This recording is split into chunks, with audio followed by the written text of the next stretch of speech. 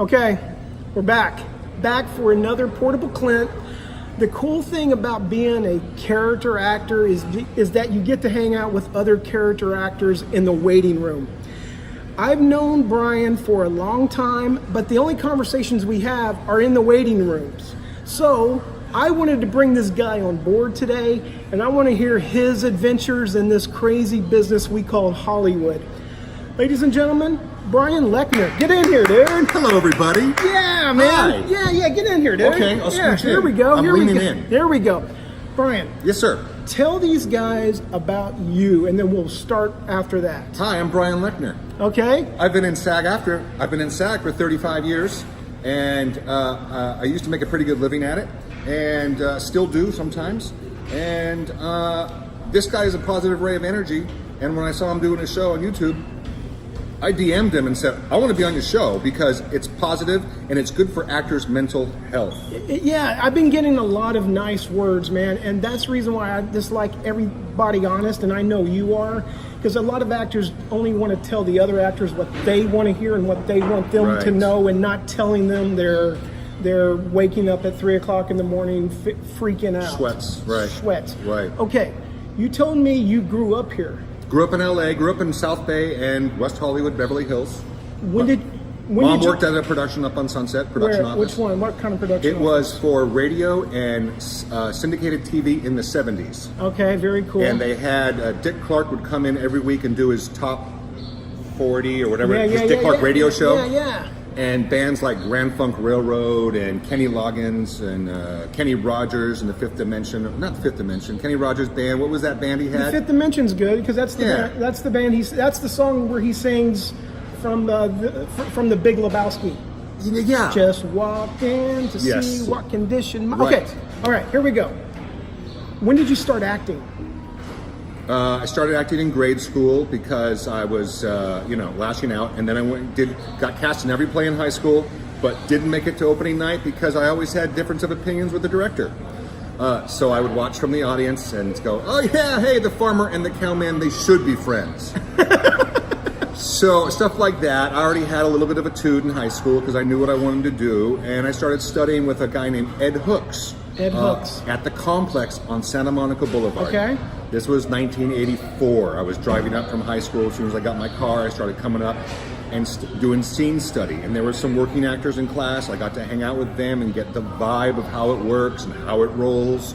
I'll never forget one actor came in, a very talented actor, said, I just lost Witness. And I go, oh no, that's terrible. What's Witness? And he said, some actor named Danny Glover just got my part. And I was like, oh, wow. The Harrison Ford film, right? Exactly, the cop film, the Peter Weir film from the early 80s. And that's when I said, oh, I see, there's a lot of ups and downs in this business. And boy, was he right.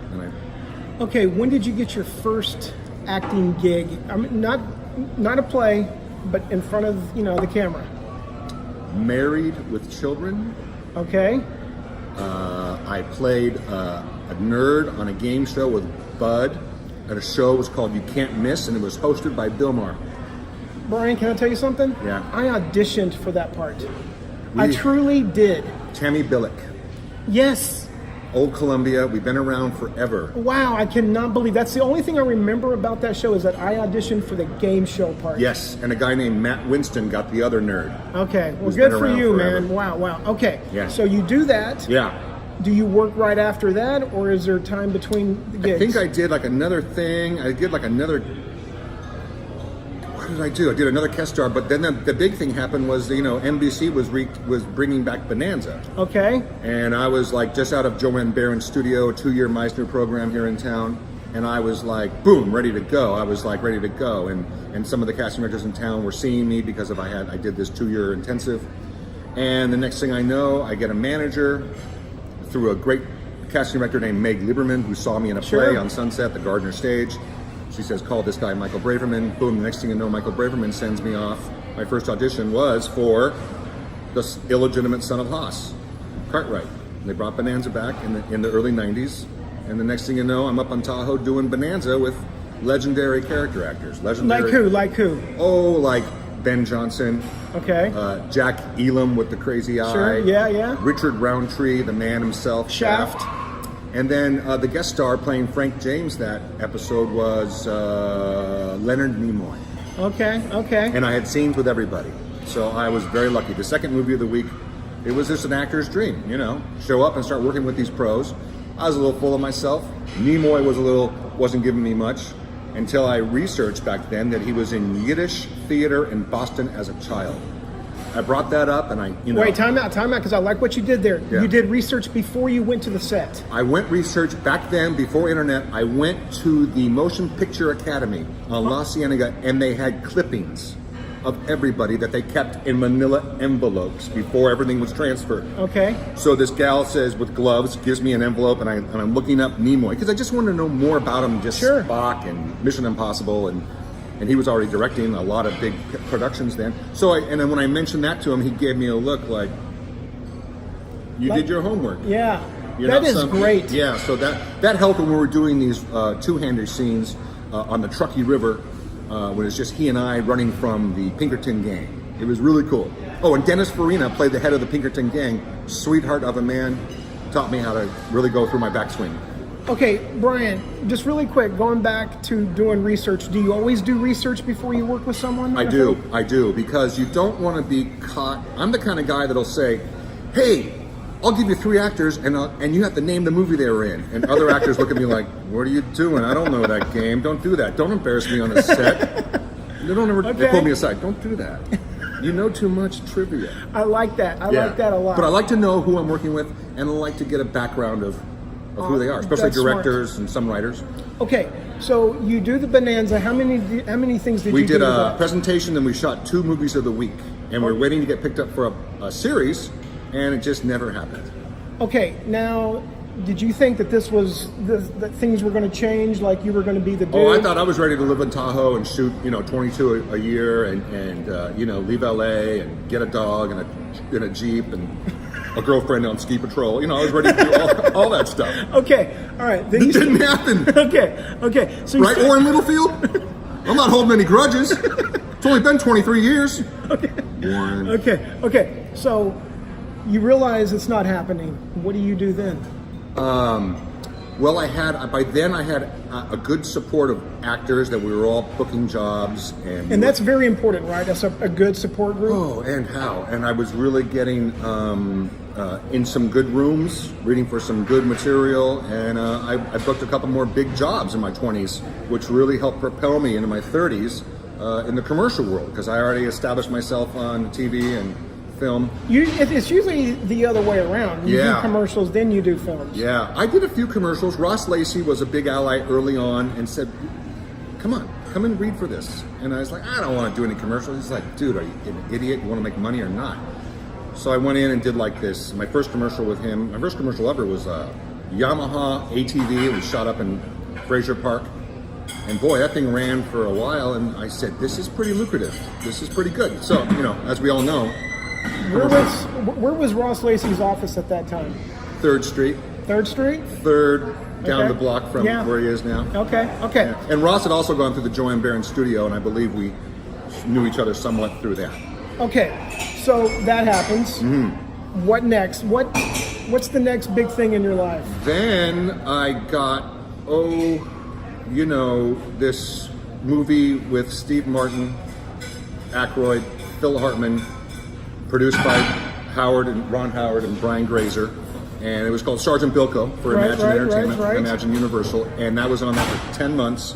I was a principal of one of Bilko's guys, and one of his motor pool platoon, and that was, Clint, probably the best job I ever had. Okay, and you meet a friend on that set, right?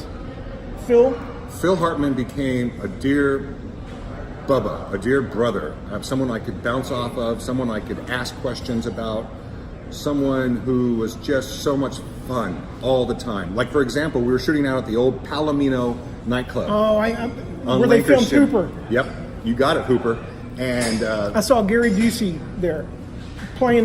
Yeah, performing. Yeah, he wasn't bad back then. No, not bad at all. And so we're shooting out there, and it's sort of a North Hollywood, somewhat of a Latino neighborhood, but Phil Hartman decided to show up to work with a hairnet a plaid shirt just buttoned here, khaki pants, and he's walking around in character going, "Essay! Chinga!" And I was like, oh man, and I thought, oh, this will be fun for like an hour.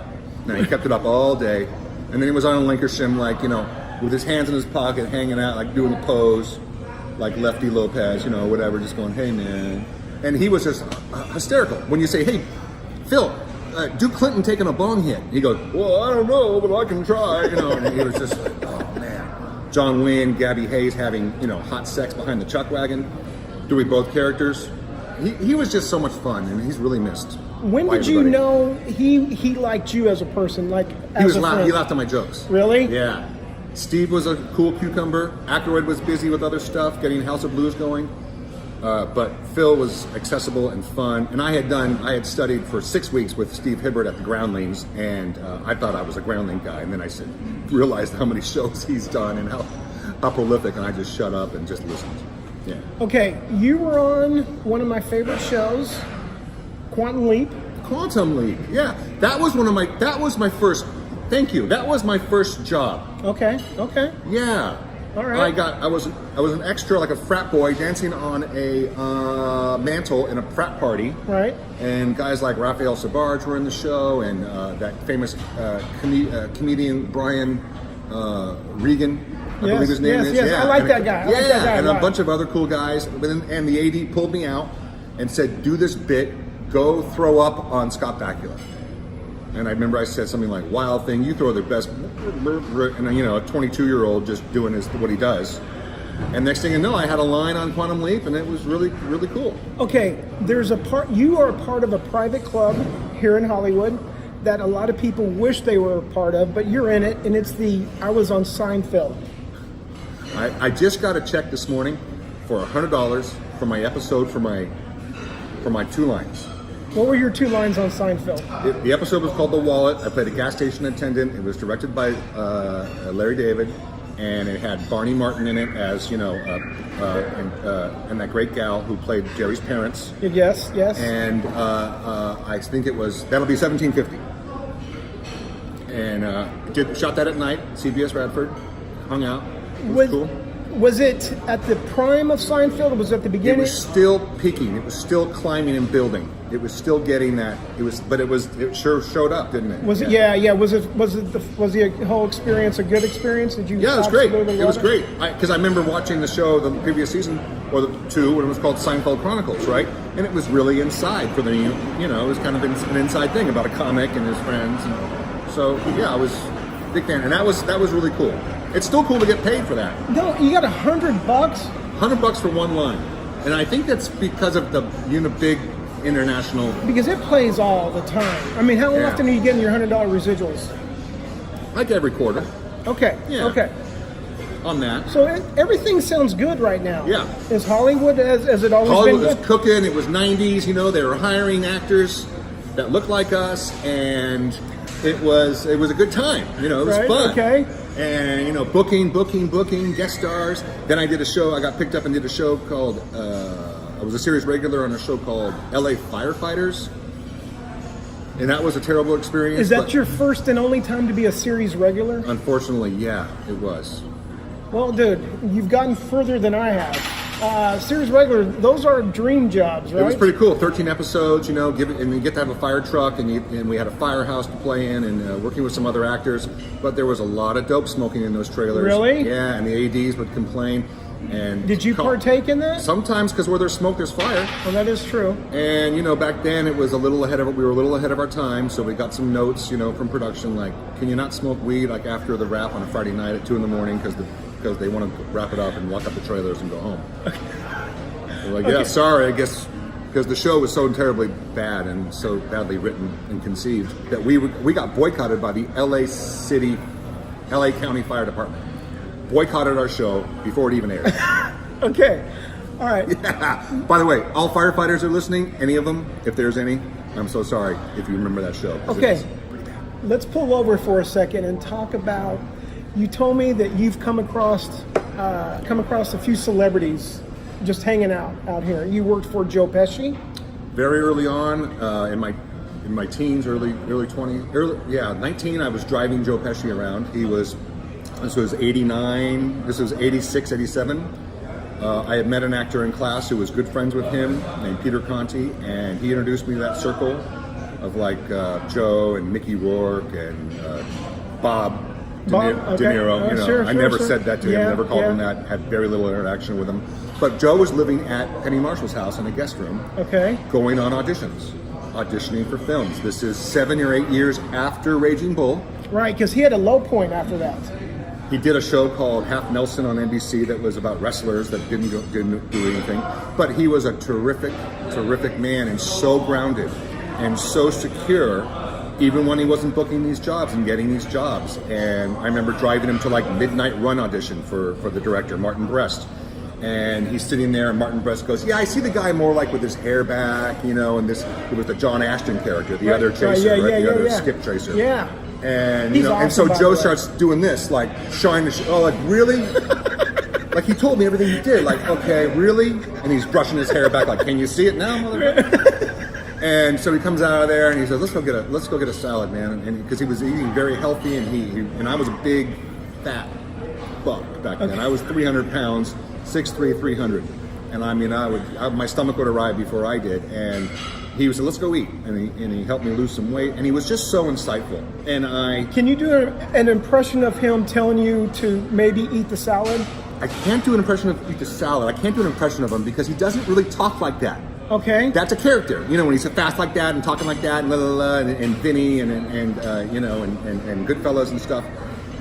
I can do an impression of. We all got comped. He has a terrific daughter named Tiffany, who knows everything about music that's ever been done. And I would take her to Tower Records all the time. And Tower Records, that was fun. Yeah, and one day they said, after Tower Records, let's all go to Disneyland. And Joe always had beautiful girlfriends. And we all went in my convertible Torino, 70 convertible Torino that didn't have a roof.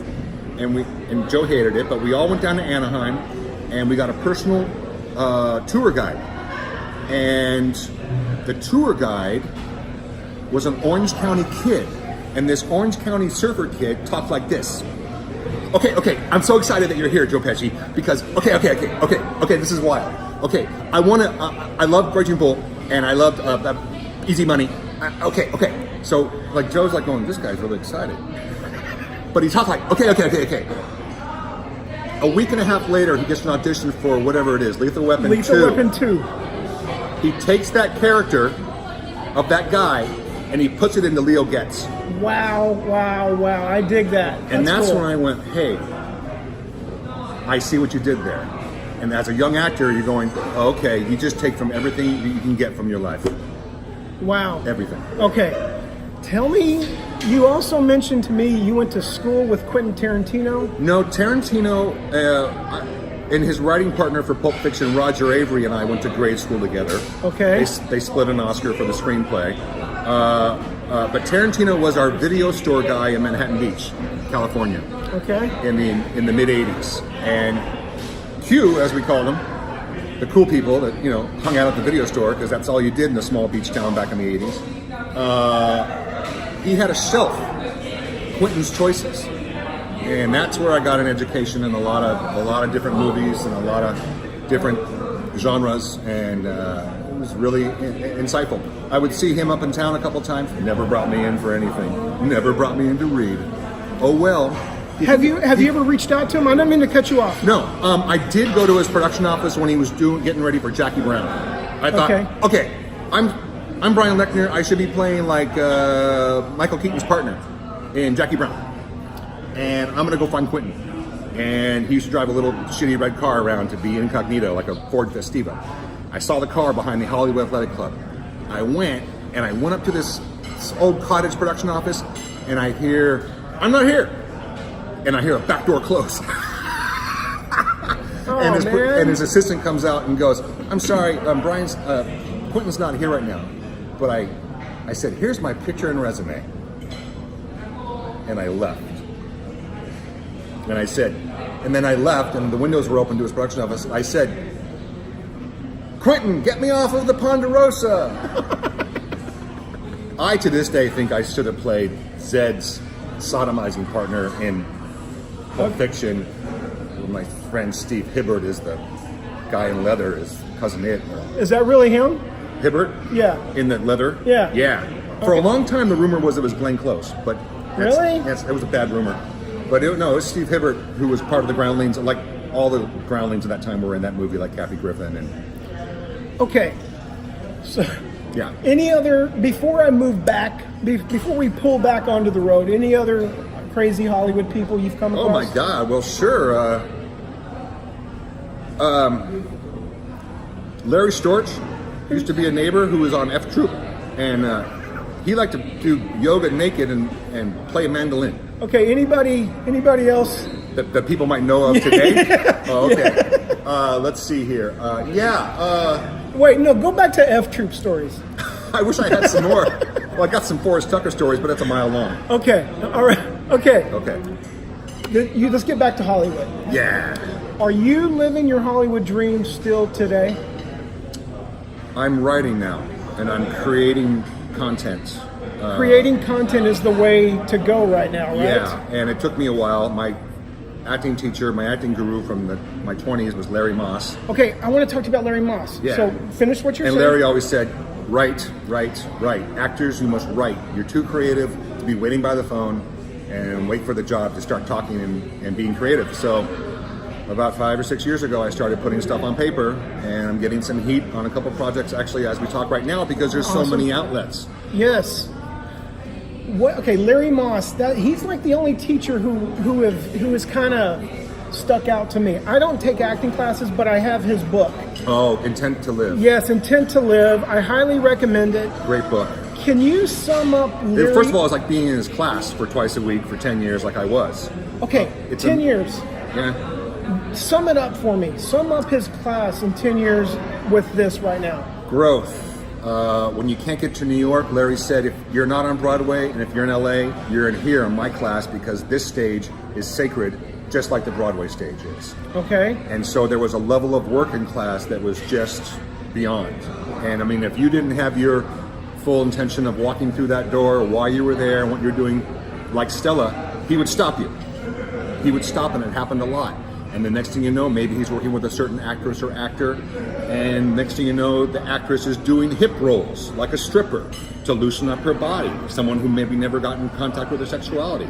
Or a guy is trying to channel his anger into a comedy without being too dark. I mean, it's so many lessons that this master would teach us, and it was great because he was in New York for 30 years. Give me an acting tip that I can tell these guys. Something that they could take right now and go use it at their next audition. Do your biography, even if it's for 3 lines on a nothing show that no one's going to see. Do your biography work. What does that mean? If you're a maitre d' and you're having scenes with like Zach and Louis Anderson in Baskets, have your background. Was it a bad day at work? But just 3 lines, Brian? Well, sure. Even if you've got a little bit of dialogue, every actor should have a deep background of his bio, of his biography. Okay? I mean, you can go. There's like 50 questions that Larry used to have a sheet out. If you ask socioeconomic background, birth order, how much money did the character's parents make? Was there love in the house? Okay. All that kind of stuff. Of course, when you're doing Ibsen or Williams, that comes in really handy. But you got to do fast and make a choice in this TV production, in TV auditions, and just have a bio. And if you can, get that first line down, so you're not in the script, and get that last line down. Right. Always deliver the first line and the last line up, and you can all go back to paper during the meat of it. What was your worst audition in Hollywood? Oh, that's easy. Worst audition in Hollywood, I believe it was for The Middle as the father at Peter Roth's office. The father for the pilot episode? The pilot before it was cast. It was right, Patricia which Lex Medlin. Lex did it with Ricky Lake. Yes. And then they were the original cast for that's The correct. Middle. And then they did it again, and they brought back, what's her name, the actress that was on... Patricia Heaton. Thank you. And they were looking for the husbands. And I went in and had first couple times played with Patricia Heaton, had a great time. Boom, good tennis, fun, subtle. But then when I got into the Peter Roth's room, into that final callback, I just kind of didn't have it. I just kind of froze. Why do you think you froze? I think the situation got to me. No one knew it was going to run for 11 years then. but it was one of those things where I wasn't as connected in, maybe. Okay, take that. Now that you know that, what would you have done differently at that audition? I probably would have listened more and not been so intimidated and not been so let my fears get to me. And I probably wouldn't have done so much crystal meth in that morning. And You didn't do crystal no, meth. I didn't. But I probably would have just been more focused on the job at hand. Okay, best audition in Hollywood. Best audition in Hollywood. That would be, well, I have to go back to Bonanza. Okay, why was that the best? Because for a long time they said, go learn to ride a horse and learn how to ride a horse. And I went to the equestrian center and learned. They said, okay, we're going to have you go out to a ranch in Santa Clarita, and there's going to be 3 of every actor there. 3 actors for the son of Haas, 3 actors for the son of Adam, and 3 actors for the son of Little Joe. I show up, there's no other Haases there, there's just me. I'm looking around on a horse going, hey, I think this is pretty good, I think I got this. Michael Landon Jr. played the son of Little Joe, there was no other Little Joes. Was Michael Landon there? No, he had passed away a few years later, but the entire crew Of his, I love Michael Landon's crew Yes. and Kent McRae, his production manager and production partner, everybody was there, even down to Buzzy Boggs, who was 89 years old and was the director of photography setting up shots. That's one thing I will always remember about Michael Landon. His crew, he always kept the crew no matter what. And they were so loyal to him, and he Yes. was such a mensch from what I've heard to work for and with. I was an extra twice here in Hollywood. One was on Highway to Heaven. And I just watched him the whole time in that blue shirt he wore on every episode. Yes. I was just in awe of him. Yes. It was the best day, and I was an extra. And I loved every minute of it. That's Okay. cool. That's cool. Did you see Victor French? No, I would love to be. He's not with us anymore, right? No, he moved on. But Victor French was a very talented character actor. We're going to have to start winding down, believe it or not. wow, we It's do. 27 minutes. Okay. Tell me something that you want to tell me. You're a positive ray of sunshine. Thank you, brother. I'll never forget on an NCIS audition at Paramount. It was late at night, like past 8 o'clock. They were casting. You and I were up for the same part, I believe. I came out of the room. I just had a terrible audition. Couldn't feel like I got the dialogue out. And you said to me, Bubba, it's over. Relax, Sugar Shorts. And I busted up laughing. I just busted up laughing, and you made me feel great on that ride home down Melrose. And it was just something I never forgot. And that's when I became a huge fan of yours. Okay. And I got the job. Okay. You told me I would. Well, good. Brian, I have a feeling I'm going to have you on again somewhere down the road. Do me a favor. Tell them goodbye. Goodbye, everybody.